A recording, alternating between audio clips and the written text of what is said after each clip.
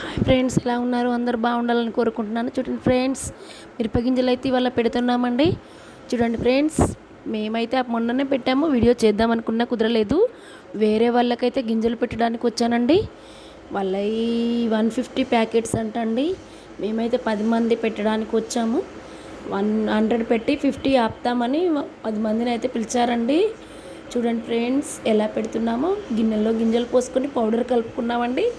ఒక్కొక్కటిగా వేస్తామండి. పౌడర్ కలిపితే కొంచెం చేతిలో జారిపోతుందండి. చాలా చక్కగా పెట్టొచ్చని చేస్తున్నాము. చూసారా, మేము పెట్టినట్టుగా చీరలు కప్పారండి వాళ్ళు. చూడండి ఫ్రెండ్స్, ఇలా ఒక్కొక్కటిగా వేస్తాము గింజలు. చూడండి ఎలా పెడుతున్నామో.